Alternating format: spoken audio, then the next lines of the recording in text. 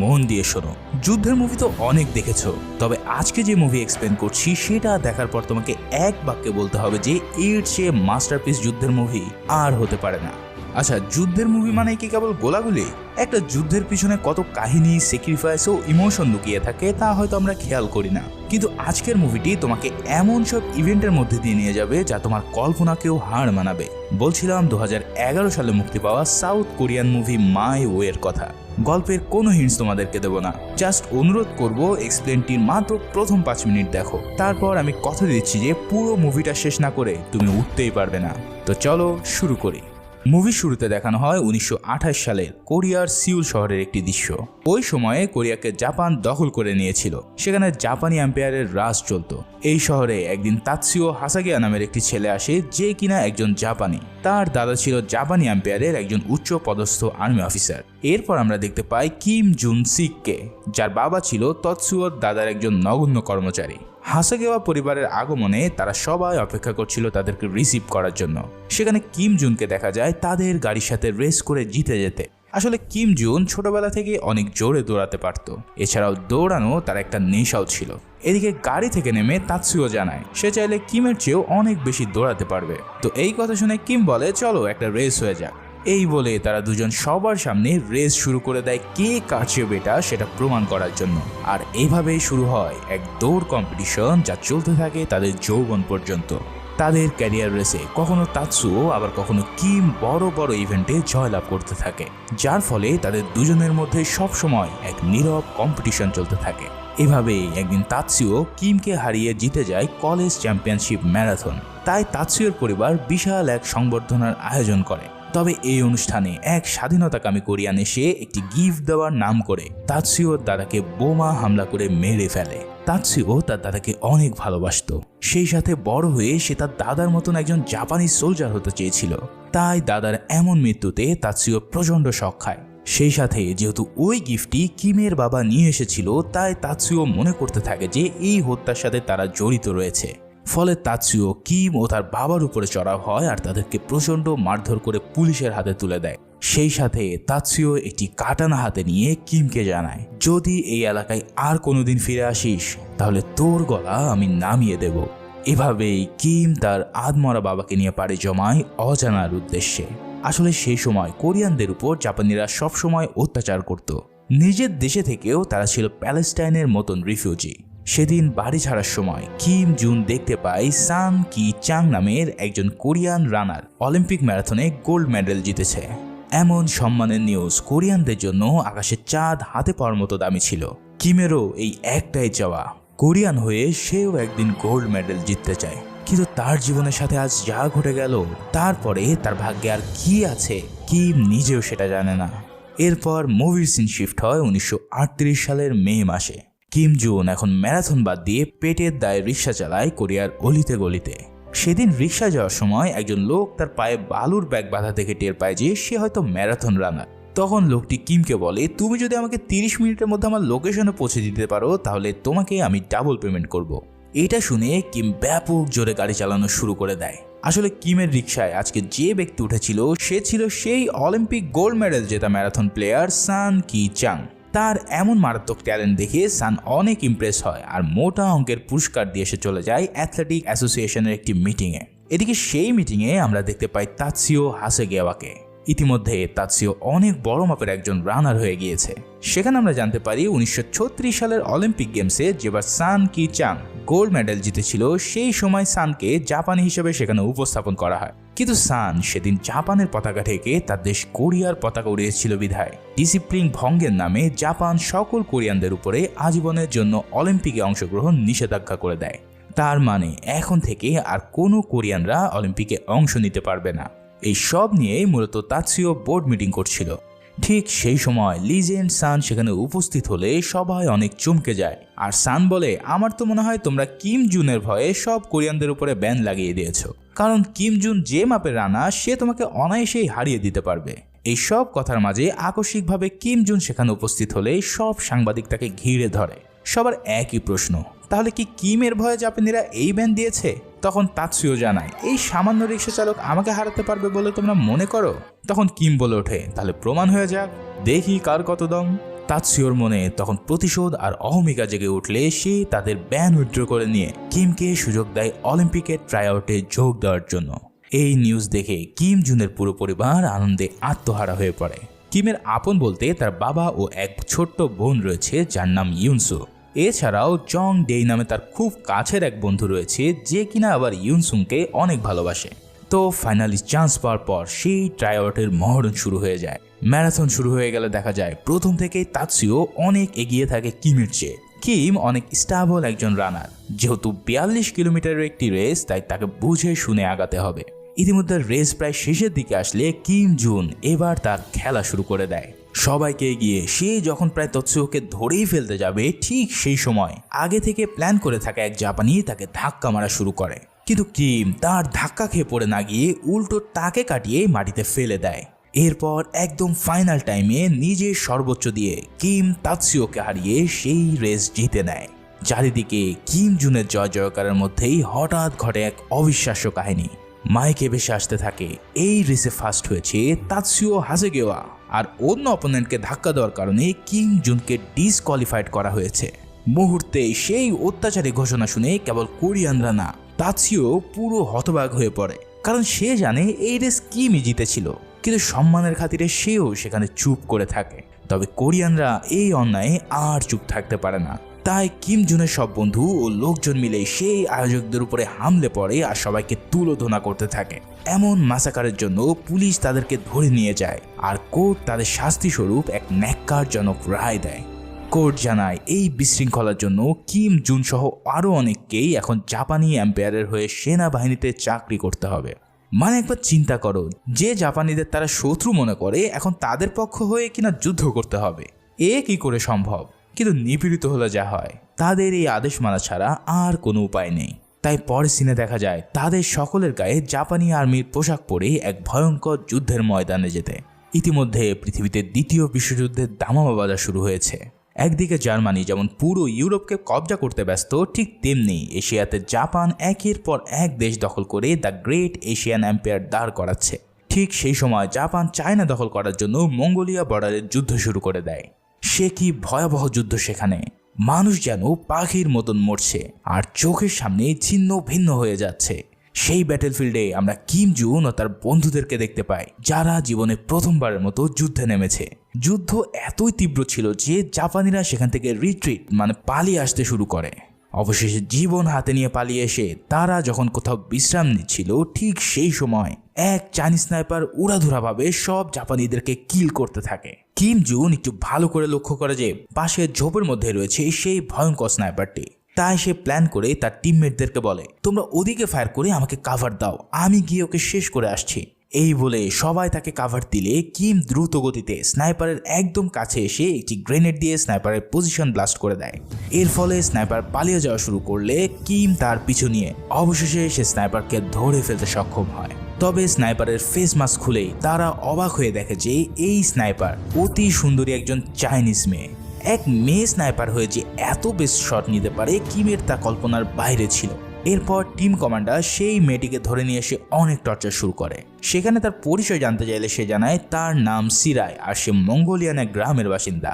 কিছুদিন আগে এই জাপানি সোলজাররা তার বাবার সামনে তাকে ও তার মাকে রেপ করে। এরপর থেকেই সিরাই তার জীবনের মায়া ত্যাগ করে নেমে পড়ে জাপানিদের হত্যা করতে।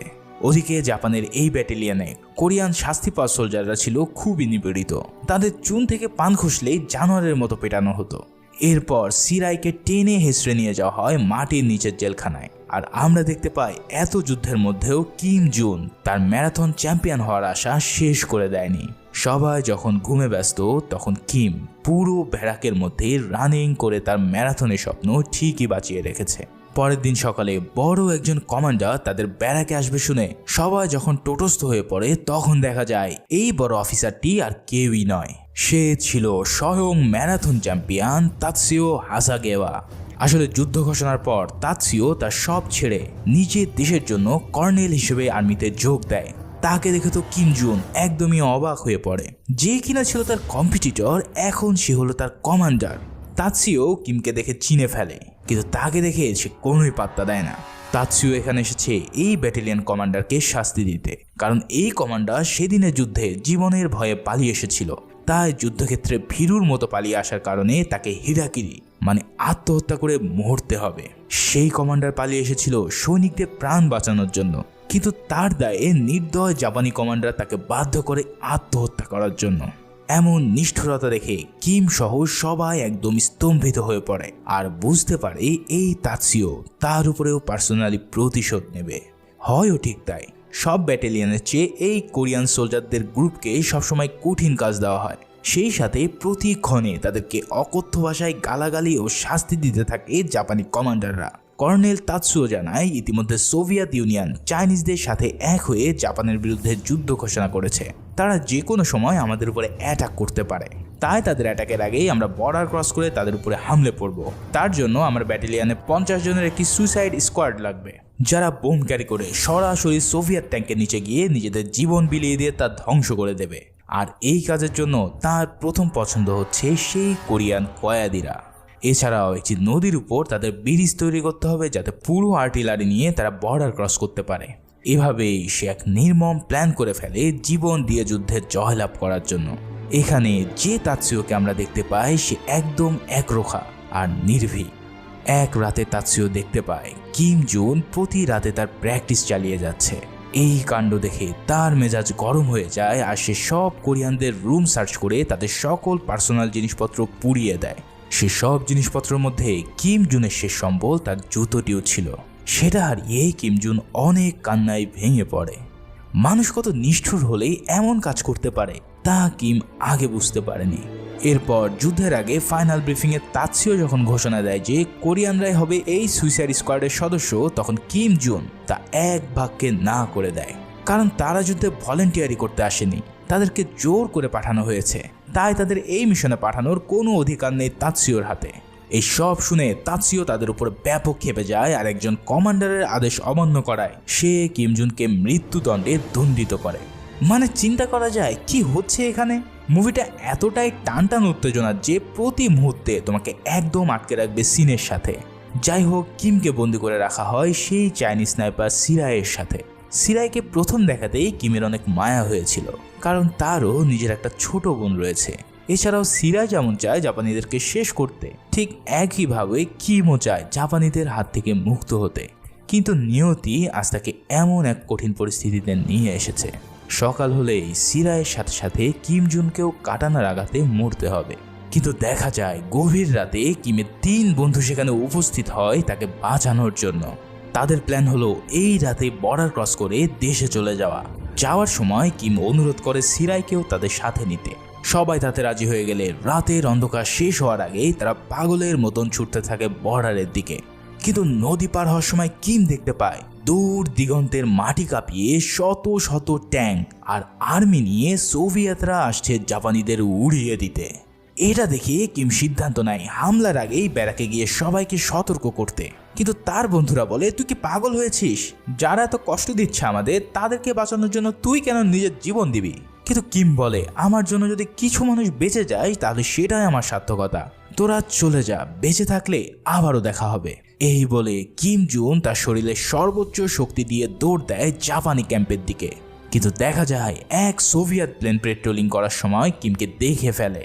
তাই সেই প্লেন থেকে তার উপরে শুরু হয় ব্যাপক গোলাবর্ষণ। কিম যখন প্রায় মরতে বসেছে, ঠিক তখনই সে পিছন থেকে সিরাইয়ের কণ্ঠ শুনতে পেয়ে একদম অবাক হয়ে যায়। সিরাই এখানে এসেছে তাকে বাঁচানোর জন্য। সিরাই একজন শার্প স্নাইপার, তাই সে প্লেনটিকে টার্গেট করে তার লাইফের বেস্ট শট নিলে এক শটে সে প্লেনটিকে ভূপাতিত করে দেয়। কিন্তু ততক্ষণে প্লেনের ছোড়া বুলেট এসে সিরাইয়ের বুক একদম এফোর করে দেয়। মুভির এই দৃশ্যে যে কি ডিপ মিনিং রয়েছে তা আসলে তোমাদেরকে এক্সপ্লেইন করে বোঝানো সম্ভব না। সামান্য এক রাতের পরিচয়ে সিরাই তার প্রাণ দিয়ে বাঁচিয়ে নেয় কিম জুনের প্রাণ। সেই সাথে মারা যাওয়ার সময় বলে যায়, বাঁচাও তোমার সব বন্ধুর প্রাণ। সিরাইকে শেষ বিদায় জানিয়ে আবারও দৌড় শুরু করে কিম। কিন্তু সে যখন ব্যারাকে পৌঁছায় তখন দেখা যায় ইতিমধ্যে পুরো ব্যাটালিয়ন রওনা দিয়েছে যুদ্ধের জন্য। দূর থেকে কিম সবাইকে সতর্ক করে দেয় যে তোমরা থামো, সোভিয়েতরা আসছে। কিন্তু তার আগে শত শত ট্যাঙ্ক নিয়ে সোভিয়েতরা সেখানে এন্ট্রি নিলে শুরু হয় এক বিশাল রক্তক্ষয়ী যুদ্ধ। জাপানিরা একদমই প্রস্তুত ছিল না এত বড় স্কেলের যুদ্ধের জন্য। তাই যুদ্ধ শুরু হওয়ার সাথে সাথে জাপানি ফ্রন্ট লাইন একদম ভেঙে পড়ে। তবুও তাদের সুইসাইড স্কোয়াডরা বুকে বোম বেঁধে একে একে ঝাঁপিয়ে পড়ে সোভিয়েত ট্যাঙ্কের নিচে আর তা উড়িয়ে দিতে থাকে। সোভিয়েত ট্যাঙ্কম্যানরা ট্যাঙ্কের উপর থেকে তাদের হেভি মেশিন গান দিয়ে ঝাঁঝরা করতে থাকে জাপানি সবার বুক। এরই মাঝে কর্নেল তাতসিও তার হাতের কাটানা নিয়ে ক্ষিপ্র গতিতে এগিয়ে যায় সোভিয়েত সোলজারদের মাথা কাটার জন্য। অনেকগুলো ট্যাঙ্ক বিস্ফোরিত হয়ে যাওয়ার কারণে জাপানিরা এবার কিছুটা লিড পেয়ে যায়। তবে খানিক বাদেই আরও অনেক ট্যাঙ্ক আসতে দেখে কর্নেলের কপালে এবার ভাঁজ পড়ে যায়। কিন্তু আগেই বলেছি, কর্নেল তাতসিও কঠিন হৃদয় ও একরোখা কমান্ডার। সে জানে এই যুদ্ধে জেতা তো দূরের কথা, একটা সোলজারও প্রাণ নিয়ে ফিরে যেতে পারবে না। তাও সে সবাইকে বলে ঝাঁপিয়ে পড়ো, আক্রমণ করো। এই সব শুনে কিম এবার তাকে চেপে ধরে। সে বলে, তুই কি পাগল হলি নাকি? এই সব সৈনিকের প্রাণের কোনো মূল্য নেই তোর কাছে? প্লিজ সবাইকে রিট্রিট করতে বল। কিন্তু কে শোনে কার কথা? উল্টো যারা প্রাণের ভয়ে যুদ্ধ ছেড়ে পালিয়ে যাচ্ছিল তাদের সবাইকে তাতসিও গুলি করে মারতে শুরু করে। তার কথা হচ্ছে, যুদ্ধক্ষেত্রে ভীতুর কোনো স্থান নেই। যে দেশের জন্য লড়তে পারে না তার বেঁচে থাকারও কোনো অধিকার নেই। এই বলে সে নির্বিচারে সবাইকে গুলি করে মারতে থাকে। এমন নিষ্ঠুরতা দেখে আর সহ্য করতে না পেরে কিম হামলা করে তাতসিওর উপর। ঠিক তখনই এক ট্যাঙ্কের গোলা এসে তাদের উপর পড়ে আর দুজনেই একদম উড়ে যায়। এখন এই হামলার পর তারা আদৌ বেঁচে আছে কিনা চলো সেটা জেনে নেই। এরপরে সিন আমরা দেখতে পাই ওই যুদ্ধে যে সব জাপানি সোলজাররা বেঁচে ছিল তাদের সবাইকে সোভিয়েতরা বন্দি করে নিয়ে যাচ্ছে মস্কোর দিকে। তীব্র শীতের মধ্যে তাদের সবাইকে ট্রেনে চাপিয়ে নিয়ে যাওয়া হচ্ছে প্রিজনার অফ ওয়ার হিসেবে। সেখানে আমরা আবারও কিম ও তাতসিওকে দেখে বুঝতে পারি তারাও বেঁচে ফিরেছে। তাদের নিয়ে আসা হয় এক অজ্ঞাত স্থানে যেখানে সব যুদ্ধবন্দীদের রাশিয়ানরা আটকে রেখেছিল।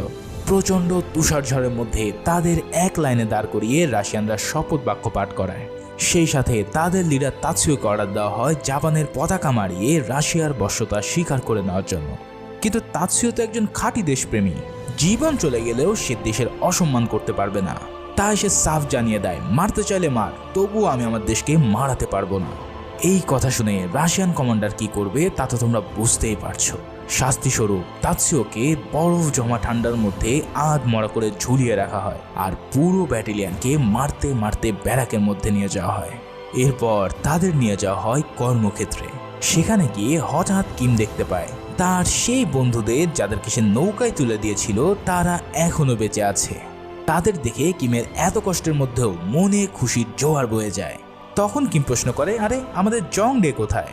তখন তারা বলে, আমাদের জং ডে এই জেলখানার একজন বড় কমান্ডার হয়ে গেছে, যাকে এখন সবাই অ্যান্থনি বলে চেনে। মানে 2 মাস আগে তারা এখানে আসার পর জং ডে সাহসিকতা ও রাশিয়ানদের প্রতি মারাত্মক অনুগত্যের জন্য রাশিয়ানরা তাকে এই জেলের কমান্ডার বানিয়ে দিয়েছে। ঠিক সেই সময় জং ডে সবার সামনে উপস্থিত হয়ে ভাষণ দেওয়া শুরু করে আর বলে, এখানে বেঁচে থাকতে হলে কাজ করে খেতে হবে আর রাশিয়ানদের অনুগত থাকতে হবে, না হলে পিটিয়ে সবগুলোর পাছার ছাল তুলে নেব। কিম মনে মনে ভাবে, আরে আমার এমন ভোলাভালা বন্ধু, এ কি পরিবর্তন। জং ডে কিমকে দেখার সাথে সাথে পাগলের মতো করতে থাকে। প্রিয় বন্ধু এখনো বেঁচে আছে এটা তার বিশ্বাসই হচ্ছে না। জং ডে তখন জানায়, বন্ধু তোর ভাই এখানকার সেকেন্ড বস, এমন কোনো বাপের বেটা নাই যে তোর গায়ে একটা আঁচড় দিতে পারে। এই সব দেখে কিমের বেশ ভালোই লাগে। তবে জং ডে যখনই সেই জাপানিদেরকে দেখতে পায় তখন তার মাথার রক্ত একদম গরম হয়ে যায়, কারণ এই জাপানিরা কিমের সাথে কত অন্যায় অবিচার করেছিল। তাই রেগে গিয়ে জং ডে তাদের উদাম কেলানো দেয় আর নিজের কিছুটা ঝাল মিটিয়ে নেয়। ওই যে কথাই বলে না, দিন সবসময় এক যায় না, আজকের ফকিরও একদিনের বাদশাহ হতে পারে। যাই হোক, পরের সিনে দেখা যায় শাস্তি শেষ করে তাতসিওকে তার ব্যাটালিয়নের ছেলেরা রুমের মধ্যে নিয়ে এসেছে, কিন্তু তার অবস্থা খুব খারাপ। ঠান্ডায় জমে সে একদম মরতে বসেছে। তখন সবাই তাকে ধরাধরি করে আগুনের কাছে নিয়ে আসতে চাইলে সেখানে অ্যান্থনি তাদের কোনো হেল্প করতে চায় না। কিন্তু ব্যাটালিয়নের সোলজাররা নিজেদের কর্নেলের প্রাণ বাঁচানোর জন্য অ্যান্থনির পায়ে পড়ে। অ্যান্থনিও কিছুটা নরম হলে তারা সে যাত্রায় তাতসিওর প্রাণ বাঁচাতে সক্ষম হয়। এরপর তাতসিও একটু সুস্থ হলেই আবারও তার ব্যাটালিয়নে গিয়ে কমান্ড দেওয়ার চেষ্টা করে। সে কিমকে অর্ডার দেয় তার কমান্ড ফলো করার জন্য, কিন্তু কিম সাফ জানিয়ে দেয়, তুমি এখন আমার কমান্ডার না, আমি তোমার কমান্ড মানতে পারবো না। এটা শুনে তাতসিও প্রচণ্ড রেগে গিয়ে দুজনে মারামারি শুরু করে দেয়। তাদের এই মারামারির কথা রাশিয়ান কমান্ডার জানতে পেরে তাদেরকে ধরে নিয়ে আসে। সে বলে, তোদের তো মরার খুব শখ তাই না, এই নে ছুরি, দেখি কে কাকে মারতে পারে। কিম জুন কিন্তু এমন ফাইট করতে চাচ্ছিল না, তবে তাৎসুয়ো এক কথায় রাজি হয়ে গিয়ে তার উপরে হামলে পড়ে। অগত্যা কিমও তার ডিফেন্স করতে থাকে, কিন্তু এক পর্যায়ে তাৎসুয়ো যখন প্রায় কিমকে খতম করে দিতে চাইছিল তখন কিম ফাইট ব্যাক করে আর তাৎসুয়োকে ধরাশায়ী করে ফেলে। এখন কিম চাইলেই তাকে মেরে ফেলে তার সব প্রতিশোধ নিতে পারে, কিন্তু কিম অত পাষাণ না। সে তাৎসুয়োকে সুযোগ পেয়েও হত্যা না করে ছেড়ে দেয়। এই কাণ্ডে তাৎসুয়ো বেশ অবাক হয়ে পড়ে, কারণ তার ধারণাই ছিল না যে কিম তার উপরে এভাবে দয়া করবে। কেউ কাউকে মারেনি দেখে দুজনকেই সারা রাত বরফের মধ্যে ঝুলিয়ে রেখে শাস্তি প্রদান করে রাশিয়ানরা। এভাবেই দিনের পর দিন পার হতে থাকে তাদের রাশিয়ার গহীন এক কারাগারে। এই কারাগারের একটা নিয়ম ছিল, যদি কারো ফ্রস্টবাইট মানে ঠান্ডার কারণে অঙ্গহানি হতো তাহলে তাকে পুড়িয়ে মেরে ফেলা হতো। ঠিক সেভাবেই নিজের টিমের একজন লোক ফ্রস্ট বাইটে আক্রান্ত হয়ে মারা পড়তে থাকে সোভিয়েতদের হাতে। ওদিকে দেখা যায় কিমের এক বন্ধু খাবার খাওয়ার জন্য চুরি করতে যায় একটি গোডাউনে। অ্যান্থনি সেখানে পৌঁছে তাকে ধরে ফেলে আর বলে, তুই কি মরতে চাস নাকি? রাশিয়ানরা আসার আগেই তুই এখান থেকে পালিয়ে যা। কিন্তু ততক্ষণে রাশিয়ানরা সেখানে এসে পড়লে অ্যান্থনি পড়ে যায় এক মহা সমীকরণে। এখন সে কি করবে? তার বন্ধুকে বাঁচাবে নাকি নিজেকে রক্ষা করবে? অ্যান্থনি এমন অবস্থায় নিজেকে বাঁচানোর সিদ্ধান্ত নেয় আর রাশিয়ানদের হাতে তার বন্ধুকে চোর বানিয়ে ধরিয়ে দেয়। তার বন্ধু অ্যান্থনির পায়ে পড়তে থাকে আর বলে, দোস্ত, তুই আমাকে মিথ্যা বলে ধরিয়ে দিলি কেন? তোর তো অনেক ক্ষমতা, প্লিজ ভাই আমাকে বাঁচা। কিন্তু অ্যান্থনি তার কোনো কথাই কান দেয় না। এরপর সে মিথ্যার অপবাদে তার বন্ধুকে যখন ফাঁসি দেওয়া হয় তখন অ্যান্থনির চোখেও পানি দেখা যায়। কিন্তু অ্যান্থনি বুঝে গেছে এখানে টিকে থাকতে হলে আবেগ বা বিবেক নয়, শক্ত হৃদয় করেই তাকে বাঁচতে হবে। তবে এমন নিষ্ঠুরতা কিম জুন কোনোভাবেই মেনে নিতে পারে না। তাই সে অ্যান্থনিকে মারতে মারতে বলে, তুই নিজের সাথে আপন বন্ধুকেও ছাড়লি না, তুই মানুষ থেকে অমানুষ হয়ে গেছিস। এই সব শুনে অ্যান্থনি বলে, হ্যাঁ আমি অমানুষ হয়ে গেছি, কারণ এখানে অমানুষ না হলে তুইও আমার হাত থেকে বাঁচতে পারবি না। এমন এক পরিস্থিতিতে আসলে কারই বা কি করার আছে? এক রাতে তাৎসুয়ো দেখতে পায় এত কিছুর মধ্যেও কিম তার ট্রেনিং ঠিকই চালু রেখেছে। তাৎসুয়ো বুঝতে পারে এই চ্যাম্পিয়ন হওয়ার নেশা কিমের রক্তে বইছে, ঠিক যেমন তার রক্তে বইছে জাপানি এম্পায়ারের প্রতি অগাধ ভালোবাসার। এভাবেই দিন পার হতে থাকে আর একদিন অ্যান্থনি একজন জাপানি সৈনিককে মারতে গিয়ে তাকে প্রাণেই মেরে ফেলে। তাৎসুয়োর ব্যাটালিয়নের একজন লেফটেন্যান্টকে মেরে ফেলার জন্য এবার সব কমান্ড ভেঙে তাৎসুয়ো অ্যান্থনির উপরে চড়াও হয়। সেই সাথে কিম সেখানে এসে তাদেরকে আটকানোর চেষ্টা করে, কিন্তু অ্যান্থনি তাকেও মারধর শুরু করে দেয়। ফলে সেদিন এই কারাগারে এক বিশাল ক্যাচাল লেগে যায়। এর ফলাফলস্বরূপ যারা যারা অ্যান্থনিকে মেরেছে ও গ্যাঞ্জাম বাঁধিয়েছে তাদের সবাইকে মৃত্যুদণ্ড নির্ধারণ করা হয়। ফায়ারিং স্কোয়াডে নিয়ে গিয়ে প্রথমে এক গ্রুপকে মেরে ফেলা হয়। এরপর কিম আর তাৎসুয়োর পালা। এখন অ্যান্থনি কি করবে? সে কি পারে না তার বন্ধুদের প্রাণ রক্ষা করতে? কিন্তু অ্যান্থনি এখানেও তার চোখের পানি ফেলে ঠিকই, কিন্তু তাও সে হৃদয়হীনভাবে দাঁড়িয়ে থাকে। তাদেরকে রাশিয়ানরা শুট করতেই যাবে, ঠিক সেই মুহূর্তে বিশাল এক সাইরেন বেজে ওঠে। এর ফলে ফায়ারিং থেমে যায় আর এক কমান্ডার এসে জানায় জার্মানি সোভিয়েত ইউনিয়নের সাথে যুদ্ধ ঘোষণা করে দিয়েছে। তার মানে দ্বিতীয় বিশ্বযুদ্ধ শুরু হয়ে গেছে। তাই দ্রুত সবাইকে যুদ্ধের প্রস্তুতি নিয়ে স্ট্যালিনগ্রেডের দিকে রওনা হতে বলা হয়েছে। এই কথা শুনে কমান্ডার সবাইকে জানিয়ে দেয় যে যারা যারা সোভিয়েতের হয়ে যুদ্ধে যেতে চায় তারা যেন সোভিয়েত রেড আর্মির পোশাক পরে নেয়। অ্যান্থনি সহ অনেকেই যুদ্ধের কাপড় পরতে থাকে। ওদিকে যারাই অফার রিফিউজ করে তাদেরকে সেখানে গুলি করে মেরে ফেলা হয়। এবার অ্যান্থনি গিয়ে কমান্ডারকে রিকোয়েস্ট করে বলে, কমান্ডার, কিম আমার বন্ধু, ও রাশিয়ার হয়ে যুদ্ধ করবে, আপনি ওকে প্লিজ ছেড়ে দিয়ে আর একটা সুযোগ দিন। কমান্ডার তার কথায় রাজি হয় আর তাৎসুয়োকেও অফার দিয়ে বলে, তুমি কি রাশিয়ার হয়ে যাবে নাকি এখানেই মরবে? কিন্তু তাৎসুয়ো প্রথমে রাজি না হলেও তার হাতে আর কোনো অপশন না থাকার কারণে অবশেষে ইউনিফর্ম পরে নেয়। একজন খাঁটি দেশপ্রেমিক হিসাবে এটা যে কি পরিমাণ কষ্টের বিষয় তা বলে বোঝানো যাবে না। এরপর শুরু হয় আবারও এক যুদ্ধের মধ্যে অন্য যুদ্ধ। এক্সপ্লেনটি এখনো দেখছো মানে নিশ্চয়ই মুভিটা তোমাদের ভালো লাগছে। যদি ভালো লেগেই থাকে তাহলে প্লিজ একটা লাইক আর সাবস্ক্রাইব না করে থাকলে সাবস্ক্রাইবটা করে দিও। এরপর 1941 সালের ডিসেম্বর মাস তাদের সবাইকে নিয়ে যাওয়া হয় মস্কোর একটি শহরে জার্মানিদের সাথে যুদ্ধ করতে। কিন্তু সেই যুদ্ধে তাদেরকে কেবলই আনা হয়েছিল ফ্রন্ট লাইনার হিসেবে, মানে তাদের কাজ থাকবে জীবন বিলিয়ে দিয়ে কেবল সামনের দিকে এগিয়ে যাওয়া। এই ধরনের ব্যাটেলে বেঁচে থাকার আসলে কোনোই চান্স নেই। সবাইকে গাড়ি থেকে টেনে হেঁচড়ে নামিয়ে পাঠানো হয় সুসজ্জিত জার্মানি নাৎসি বাহিনীর সামনে। মুহূর্তের মধ্যেই হাজার হাজার জার্মানি সৈনিকের বুলেটের আঘাতে কুকুরের মতন সোভিয়েত ইউনিয়নের সৈন্যরা প্রাণ দিতে থাকে। বিশেষ করে তাদের মেশিন গানের আঘাতে এত এত সোলজার মারা যায় যে যা কল্পনার বাইরে। কিম জুন ও তাৎসিও সেই যুদ্ধে অ্যাম্বুশ করা শুরু করে। তাদের সাথে সব সোলজাররা ধীরে ধীরে মরতে থাকে। তাৎসিওর আশেপাশে ট্যাঙ্ক দিয়ে এমন এক হামলা হয় যে সেই আঘাতে ও যুদ্ধের ভয়াবহতায় সে একদম মরতে বসে। এটা দেখতে পেয়ে কিম জুন তাকে দৈবিক কায়দায় সেভ করে নেয়। এদিকে অ্যান্থনি সবাইকে চার্জ করার জন্য চিল্লাতে থাকে। তাকে দেখে মনেই হয় না যে সে একজন কোরিয়ান নাগরিক। আসলে তার প্রাণ ভিক্ষা দেওয়ার পর সে সোভিয়েতদের প্রতি এতটাই অনুগত হয়েছিল যে সে তার নিজের প্রাণ রাশিয়ার জন্য বিলিয়ে দিতে মোটেও পিছু পা হয় না। এভাবেই একতরফা যুদ্ধের মধ্যে রাশিয়ানরা যখন পালিয়ে যাচ্ছিল তখন রাশিয়ান কমান্ডার তাদের নিজেদের সৈনিকের উপরেই গুলি করতে থাকে। এই দৃশ্য দেখে তাৎসিওরও সেই দিনের কথা মনে পড়ে যায় যেদিন সেও ঠিক একইভাবে সৈনিকদের হত্যা করেছিল। এই সময় সে রিয়ালাইজ করতে পারে সেদিন তাৎসিও আসলে অনেক ভুল করেছিল। এভাবেই একটা সময় অ্যান্থনির গায়ে গুলি লেগে সে মৃত্যুর কোলে ঢলে পড়ে। অ্যান্থনি মানে জং ডেই যখন মারা যাচ্ছিল তখন কিম জুনকে সে বলে, বন্ধু আমাকে বাঁচা, আমি বাঁচতে চাই। কিম তাকে বাঁচানোর অনেক চেষ্টা করে কিন্তু জং ডে বলে, তুই উঠিস না, তুই আমাকে জড়িয়ে ধরে এখানে শুয়ে থাক, না হলে এখান থেকে তুই বেঁচে ফিরতে পারবি না। এমন এক করুণ ও নির্মম অবস্থায় অঝরে কান্না করতে করতে প্রিয় বন্ধুর মৃতদেহের সাথে কিম সেখানে লুকিয়ে থাকে। এ কি যে এক কঠিন দৃশ্য তার আসলে কোনো বর্ণনা নেই। এরপর যুদ্ধ থেমে গেলে কিম জুন উঠে পড়ে এখান থেকে পালিয়ে যাওয়ার জন্য। তখন সে দেখতে পায় তার মতোই তাৎসিও সে যুদ্ধে সারভাইভ করে গেছে, কিন্তু তার অবস্থা খুব একটা ভালো না। তাকে দেখে কিমের রাগ হয়, কিন্তু হাজার হলেও কিম একজন ভালো মনের অধিকারী। তাই সে একটি জার্মান সোলজারের পোশাক খুলে তাকে দেয় পরার জন্য আর বলে, আমাদের জার্মান সৈনিক সেজে এখান থেকে বের হতে হবে। এরপর আমরা একটি পাহাড় পাড়ি দিয়ে লোকালয়ে চলে যাব। তাৎসিও এই প্ল্যানের জন্য মোটেই প্রস্তুত ছিল না, কিন্তু এখন তাকে বাঁচতে হলে কিমের পথে অনুসরণ করতে হবে। শুরু হয় তাদের এক ভয়ঙ্কর ও রুদ্ধশ্বাস জার্নি। ডিসেম্বর মাসে তীব্র ঠান্ডার মধ্যে তারা পাড়ি দিতে থাকে এক বরফাচ্ছন্ন পাহাড়। সে কি ভয়াবহ ঠান্ডা সেখানে! তাৎসিও যেন আর পারছে না এই কষ্ট সহ্য করতে, কিন্তু কিম তাকে বারবার উঠিয়ে নিয়ে সামনের দিকে এগিয়ে যায়, কারণ এই পরিস্থিতিতে থেমে যাওয়া মানেই নির্ঘাত মৃত্যু। বেশ কিছুদিন বাদে কিম অবশেষে দেখতে পায় একটি লোকালয়ের ঠিকানা। এদিকে তাৎসিও তখন রক্তক্ষরণে প্রায় মরতে বসেছে। কিম তাকে জোর করে জাগিয়ে রাখে আর কাঁধে করে সেই গ্রামের দিকে নিয়ে যায়, কিন্তু সেখানে গিয়ে দেখা যায় পুরো গ্রাম একদমই ফাঁকা।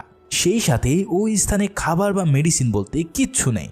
এই অবস্থাতে তাৎসিওকে বাঁচাতে হলে রক্ত বন্ধ করার মেডিসিন তাকে পেতেই হবে।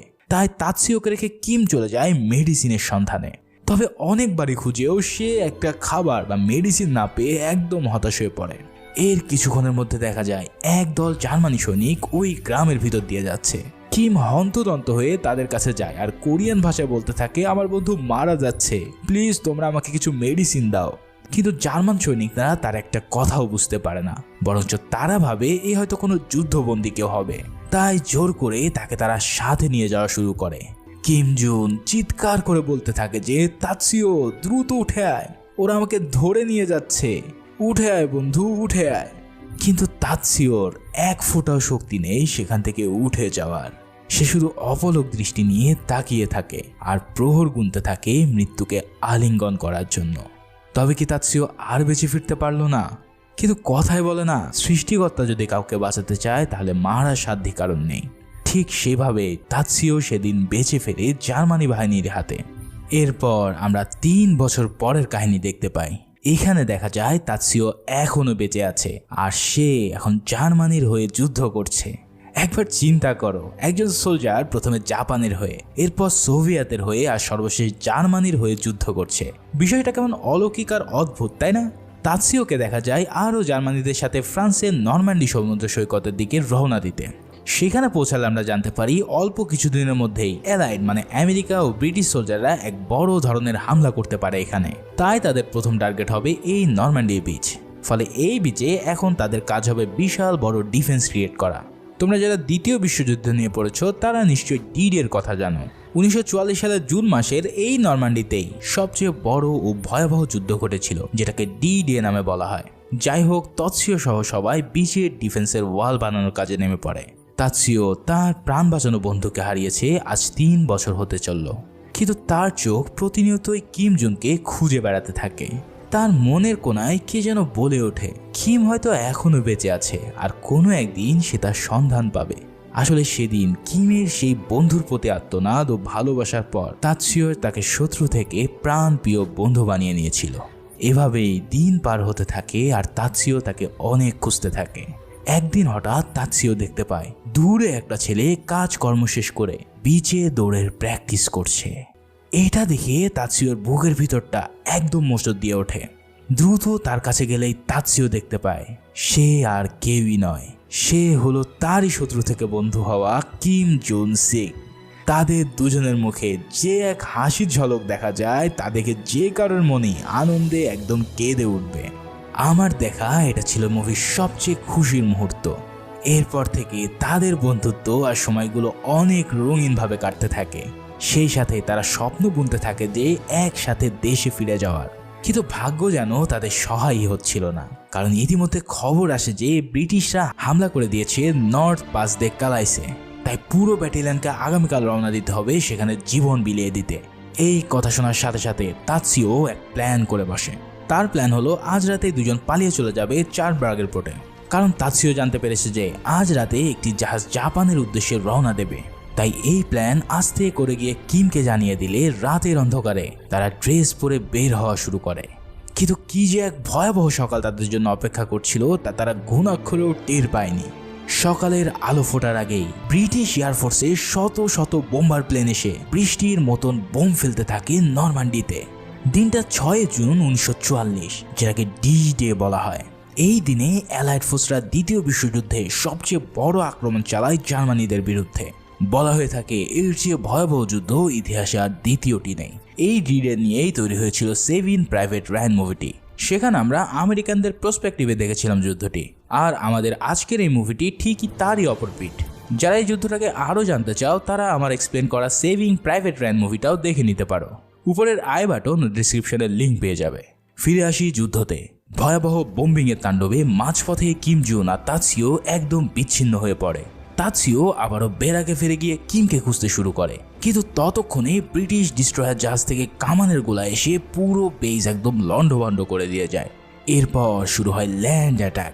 শত শত বোটে করে আমেরিকান, ব্রিটিশ ও ফ্রেঞ্চ সোলজাররা নরম্যান্ডির বিচে চলে আসে স্থল অভিযান করার জন্য। কিন্তু উপর থেকে জার্মানি বাহিনী তাদের মারাত্মক প্রতিরোধ করতে থাকে। মুহূর্তেই পুরো সমুদ্র বিচের পানি রক্তে লাল হয়ে ওঠে। কিন্তু আচমকা হামলা আর সৈন্য সংখ্যা অনেক বেশি হওয়ার কারণে অ্যালাইড ফোর্স তাদের উপরের দিকে উঠতে শুরু করে। এদিকে এক পর্যায়ে কিম ও তাৎসুয়ো আবারও দেখা হয়ে যায়, কিন্তু তারা পালানোর আগেই এক জার্মান কমান্ডার জোর করে তাদের হাতে মেশিন গান তুলে দেয় ফাইট নেওয়ার জন্য, যার ফলে তারা পড়ে এক মহা বিপদে। ফায়ারিং করতে করতে এক পর্যায়ে তাদের বন্দুকের ম্যাগাজিনও শেষ হয়ে আসে, আর অন্যদিকে আমেরিকানরাও একদম ব্যারাকের কাছাকাছি পৌঁছে যায়। তাৎসুয়ো দরজা ভাঙার অনেক চেষ্টা করতে থাকে, কিন্তু একদম শেষ মুহূর্তে আমেরিকানরা এসে তাদের বাংকারে গ্রেনেড নিক্ষেপ করলে 1 সেকেন্ড আগেই তারা বাইরে বের হতে সক্ষম হয়। এরপর উদ্ভ্রান্তের মতন সেখান থেকে তাৎসুয়ো ও কিম জুন দৌড় দিতে থাকে বাইরে বের হয়ে যাওয়ার জন্য। কিন্তু সেই স্থানটি ইতিমধ্যে এমন এক নরকে পরিণত হয়েছে যেখানে প্রতি ইঞ্চিতে বুলেট এসে সবাইকে শেষ করে দিচ্ছে। তার মধ্যেও তারা দুজনে সেই ম্যারাথন দৌড়ের স্কিল কাজে লাগিয়ে বের হওয়া শুরু করে। এই তো আর একটু হলেই তারা হয়তো এই অভিশাপ থেকে মুক্তি পেতে যাচ্ছে। একদিকে যুদ্ধ, অন্যদিকে দুজনের দেশে ফেরা যুদ্ধ। কি যে এক ভয়ঙ্কর সুন্দর দৃশ্য যা ভাষায় প্রকাশ করা যায় না। এরই মধ্যে বোমের আঘাতে কিমের পা জখম হলেও সে মনের জোরে আবারও উঠে গিয়ে দৌড়ানো শুরু করে। তাদের দুজনের চোখে সুন্দর এক বিজয়ের হাসি খেলে যাচ্ছে, কিন্তু সব স্বপ্ন নিমিষে শেষ হয়ে যায় যখন একটি বোম এসে ঠিক কিমের সামনে বিস্ফোরিত হয়। মুহূর্তেই পুরো পৃথিবীটা যেন তার অন্ধকার হয়ে আসে। তাৎসুয়ো দেখতে পায় বোমের স্প্লিন্টারের আঘাতে কিম জুনের হৃদয় ছিন্ন হয়ে তা থেকে ফিকনি দিয়ে রক্ত পড়ছে। কিম জুন যেন হার মেনে গেল এই যুদ্ধে। তাৎসুয়ো চিৎকার করতে করতে বলে, তুই আমাকে এভাবে একা রেখে মরতে পারিস না, তোকে আমার সাথে বাড়ি ফিরতেই হবে। কিন্তু নিয়তি যেন বলছে অন্য কথা। কিম জুন তার যুদ্ধের ট্যাগটি তাৎসুর সাথে এক্সচেঞ্জ করে নেয়। কিম বলে, তুই আজকে থেকে কিম জুন সিক। যদি আমেরিকানরা জানে তুই জাপানি তাহলে তোকে হয়তো মেরে ফেলতে পারে। তাই তুই বলবি আমি কোরিয়ান আর আমাকে জোর করে এখানে নিয়ে এসেছিল জার্মানিরা। সেই সাথে তুই আমাকে কথা দে, আমার চ্যাম্পিয়ন হওয়ার স্বপ্নটা তুই বাঁচিয়ে রাখবি। আমি তোর পায়ে ভর দিয়ে আমার অধরা স্বপ্নটা সত্যি করতে চাই। তাৎসুও বলে, না তোর কিছুই হবে না, আমি আছি তোর সাথে। কিন্তু তার আগেই কিম জুন পৃথিবীর মায়া ত্যাগ করে পাড়ি জমায় বড় পারে। বন্ধুর এমন বিয়োগে তাৎসুও একদম পাগল হয়ে যায়। চারিদিকে তখন আমেরিকানরা তাকে ঘিরে ধরেছে, কিন্তু তাৎসুওর কষ্টের বাঁধ যেন ভেঙে পড়েছে সুনামির মতো। প্রিয় মানুষকে এত কাছে পেয়েও শেষ পর্যন্ত হারানোর যে কি কষ্ট, তা যে হারায় সে ছাড়া আর কেউই জানে না। এরপর সিন শিফট হয় 4 বছর পর লন্ডনের অলিম্পিকে। আমরা আবারও সেই প্রথম দৃশ্য দেখতে পাই যেখানে কিম জুন সিকের পরিচয় নিয়ে সেদিন মাঠে নামে তার বন্ধু তাৎসুও হাসেগেওয়া। ওই দিন তাৎসুও তার বন্ধুর কথা রেখেছিল। সে কিমের জন্য জিতেছিল সেই অধরা অলিম্পিক গোল্ড মেডেল। আর এভাবেই বন্ধুর ভালোবাসায় একজন জাপানি সোলজার আজীবনের জন্য কোরিয়ান হিসেবে নিজেকে উৎসর্গ করার মাধ্যমে এই অস্থির সুন্দর ও